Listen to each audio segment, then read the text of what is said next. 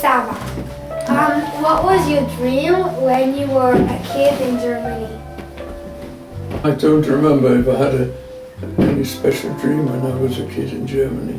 Possibly that I would be a better athlete and football player than I was, because we used to go to the Jewish sports club nearly every day and did athletics and played football and handball. And you was bad at it? No, but I wasn't brilliant. That was my room.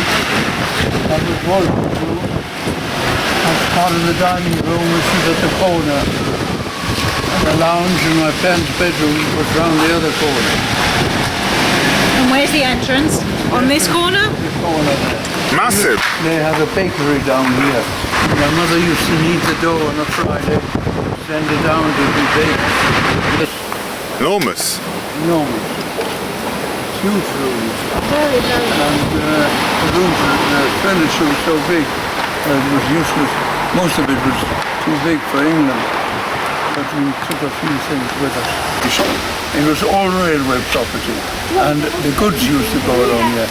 And we could see the tanks before the war, tanks and all the army stuff, all went along there. So everybody knew that there was going to be a war. His son was in the Nazi party, and he's the one who didn't pick up my father on Kristallnacht. He told him to clear out of the country. My father was very much a person who has kept himself to himself. My mother did more things with us, but I really can't remember a lot.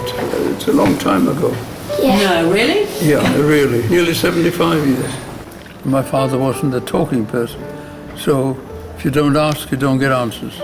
Unfortunately, I never asked. Sounds like my father. And yes, exactly like your father. So, If you don't ask, you won't get an answer. do you have any memory of your mother taking you to the opera or to the theater? The memory I have of my mother is she woke us up, I think she woke us up one night to listen to Beethoven's The Storm in Beethoven's Sixth Symphony. That was the first piece of classical music. Newmanstrasse. Lumen.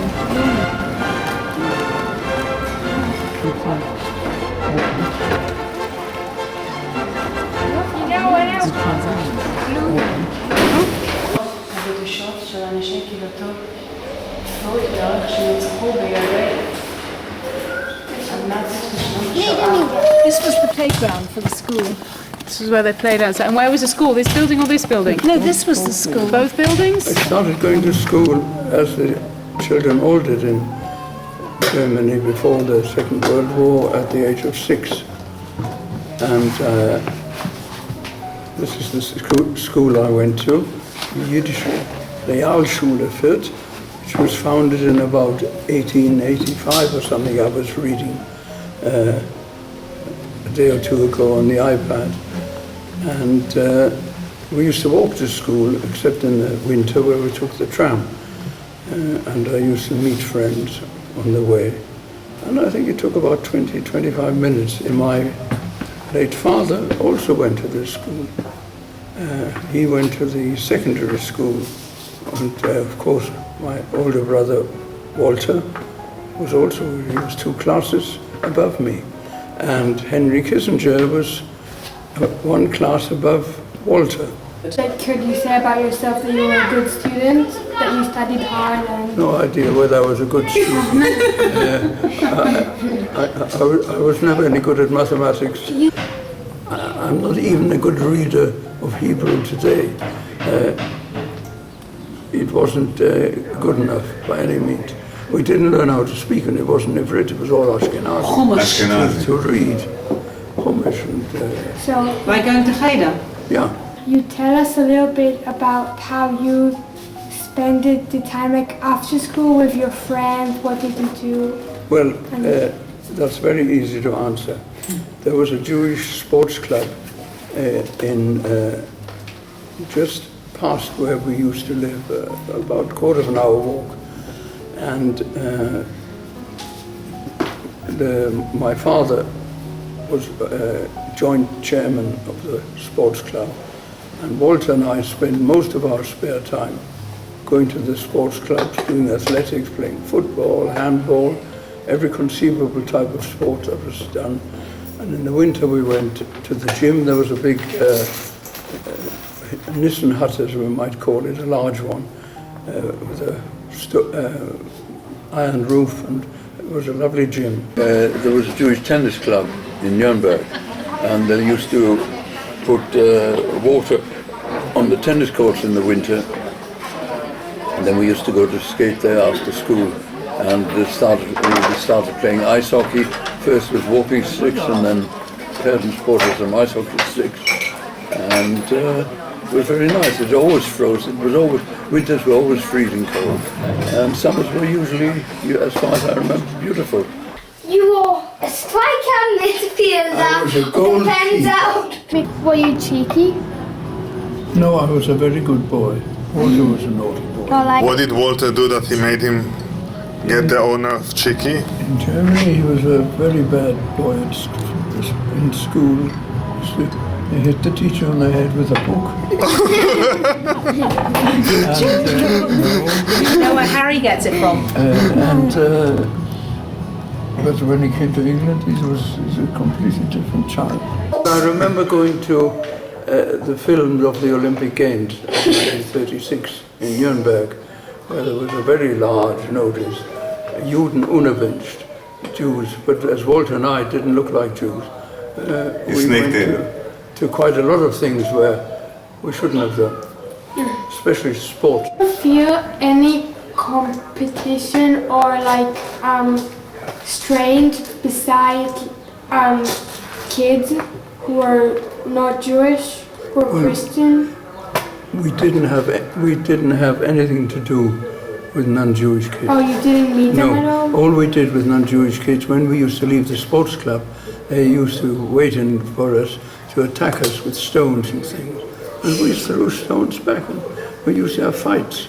But that was the nearest we got to, and they used to scream about dirty Jews and all this sort of thing at us. Bad people. Bad. I mean, not everybody was like that. There were some people who were very good and tried to help. It happened because the parents, they told them that Jews are bad and Jews are not good. Yeah, it was the parents who... And because of that, they attacked you. It's unbelievable how it's not been touched. No, das ist exactly how it was. Das Synagogenplatz. Welche Straße ist das? Der Synagogenplatz. There were 5 synagogues, all in one square. 4 Batei Knesset, Talmud Torah, a mikveh, and slaughterhouse. We used to go to the Orthodox synagogue. Our Beit Knesset was a very old one. It was built, as you saw, in 1696. The ladies were completely separated with a thick wooden partition with little holes in, and unless you sat in the first row, which my mother and my grandmother did, you couldn't hardly hear anything as well. And the only time we went into the ladies was on Simchat Torah to get sweets. So, do you remember where the synagogues were? Yeah, only on here. 1, 2, 3? Ours was there. The big one was across way, and there were 2 steeples. But it completely changed. I mean, utterly changed. But you can see what a long walk we had to shoot. This says about the pogroms in November of 1938.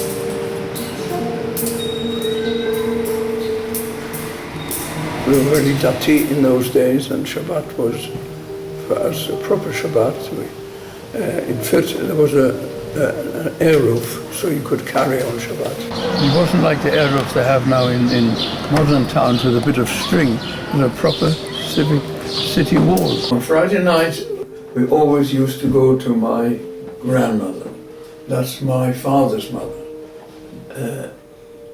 We went, and also my father's sister, who was called Lion, she came with her children.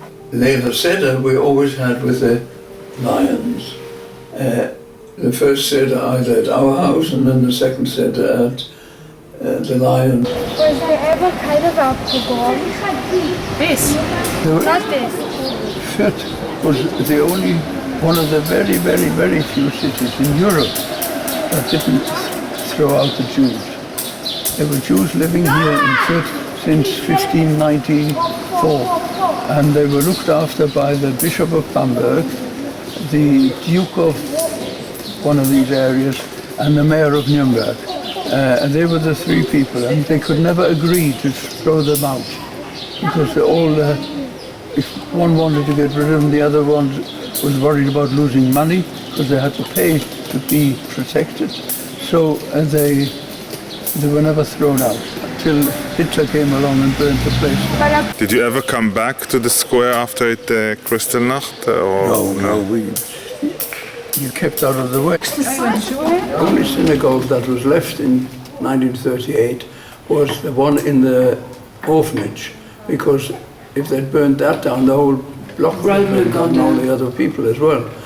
So but every other Beit Knesset was burned. all the other synagogues were burned. The orphanage was led by a man called Hallerman, and he had an opportunity to go to the United States before being deported, but he said he wouldn't go, he would stay with his children.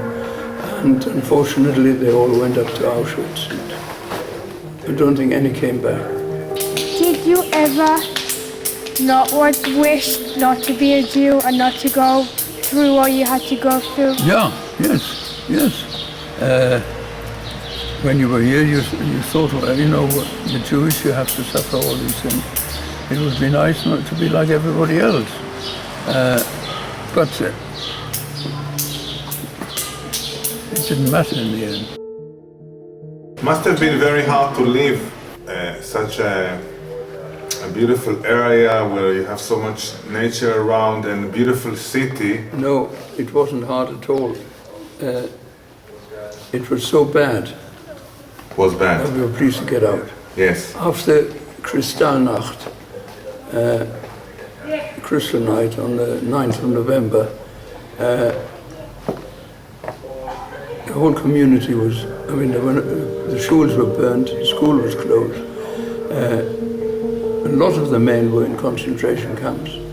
My father would have been if it hadn't been for the neighbor who didn't take him.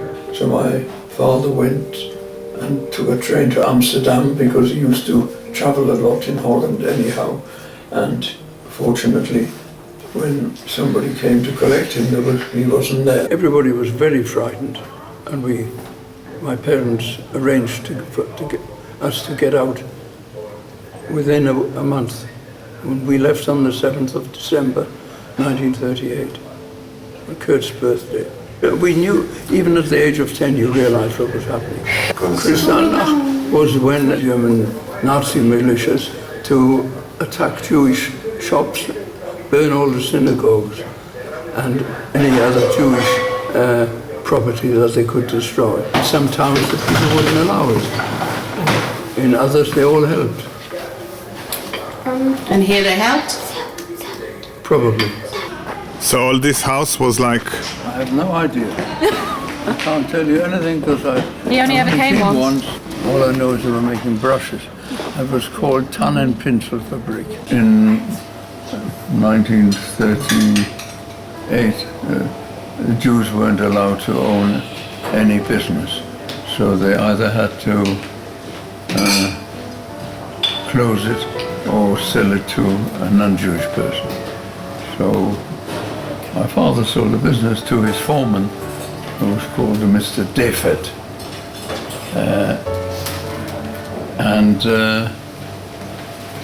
The money that he got for it was taken away from him by the local Gauleiter, who later on ended up in jail. The money was supposed to go into the official coffers and not into the man's private belongings. They didn't pave their way out. You couldn't pay your way out. That time had finished long ago, but you couldn't take anything with you. So in other words, my parents just bought all sorts of clothing and whatever, which we wouldn't wear after because it was all German. And once things had settled down a little bit after Kristallnacht, my parents decided that Walter, my elder brother, who was unfortunately dead now, and I and my cousin Kurt Lyon should leave Germany, and the family in Holland said we could go there. So we left on the train. It was a long journey, and when we passed Frankfurt, one of Opa's cousins came to see us, see that we were okay. And then when we got to the German border, you weren't allowed to take more money out of Germany than 10 marks. So all the surplus money that we had, we threw out of the window because we were frightened that if we had too much money, the Nazis would arrest us. We went to Amsterdam and we stayed. That was before the...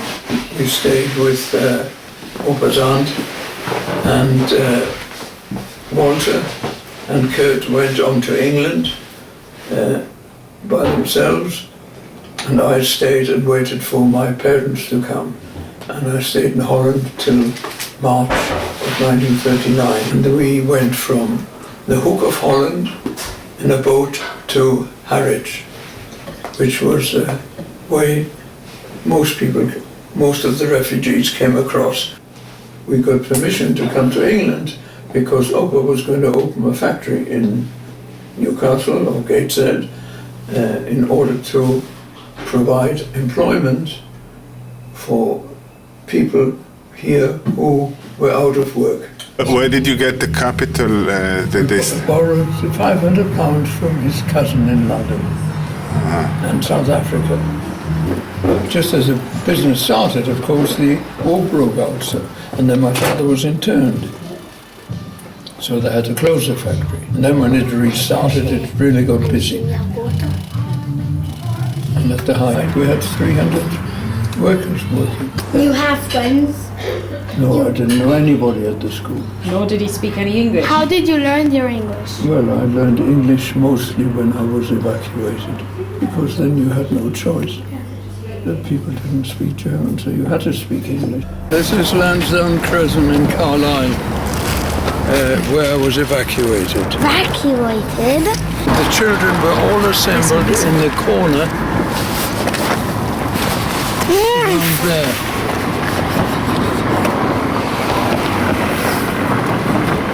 When we were standing there, different people came from round about here to pick their family. And Hannah, my cousin, and I were the last ones left. And Mrs. Emerson came and picked us up. And the first thing I said to her was, "We are German Jews." We went back at the end of the year, back to Newcastle. And then it started the bombing? No, it was quiet in Newcastle most of the time. It wasn't until June of 1940 when my father was taken to the Isle of Man because he was an enemy alien, and all enemy aliens had to leave Newcastle because there were lots of military things there, shipyards. When did you leave Newcastle? What age?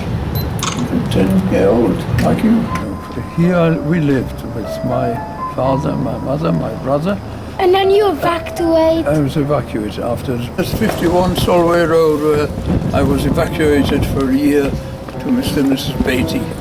And what I thought while we were in the street, because at that corner there was a fish and chip shop, and we used to go and have fish and chips. The chips were a penny and the fish was 3 pence. Old pence, which is equivalent to about 2.5 pence now. Walter and I had that bedroom at the back. I had my bar mitzvah in Newcastle in the summer of 1941. And in shul I said the mafti and the haftarah, and then we had lunch at home, and that was the celebration. That's all we did. because it was in the middle of the war. England. Did you used to go to school in Newcastle with your parents? We used to go to synagogue. Yes, of course. Yes, we went, my father, Opa, went every 2 weeks. He tried to go the 2 weeks where the minister didn't give a sermon, because he gave sermon every 2 weeks. And we used to go with him. Yeah, and Jesmond Schule it was. This is 139 Osborne Road, where my parents rented a flat on the first floor. It was quite a big flat. And this is where I had my bar mitzvah. We lived here for approximately a year, and then we moved to Grosvenor Avenue, where we lived a much longer time, until I got married. The Lions lived there, Ichenhäusers lived here.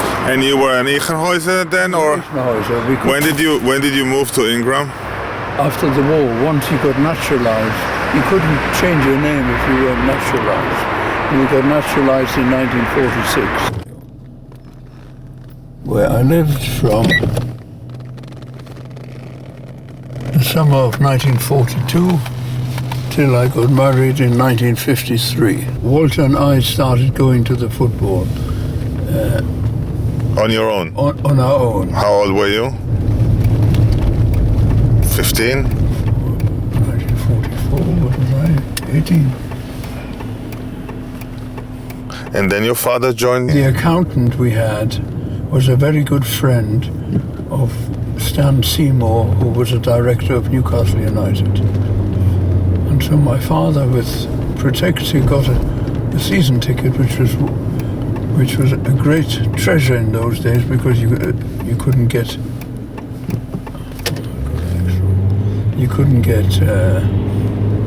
season ticket for a lot of money, because there's only one stand where you could buy a season. We could sit. There was an old wooden stand. Everybody stood? Everybody stood, yeah. We stood as children. In those days, there were 60,000 people and there were about 6 policemen. That's it? Today, you have 50,000 people and hundreds of policemen. It was completely...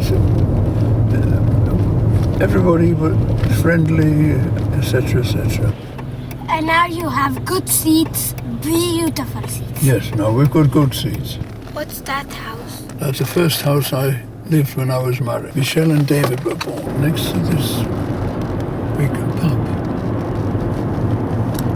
It's the house we moved to before we moved to Israel. Oh, how many houses you live? And that's where we lived. Now here, I lived with after Caroline, when Naomi was expected. We moved from a little flat near the airport to number 1 Kingsley Avenue, which is that house straight ahead. We moved from here to the house we're in now. I have one thing. You are lucky. Yes, you can say that again. Very lucky. Very fortunate in my life, in spite of all the troubles, because it always worked out in the end, even with my second wife.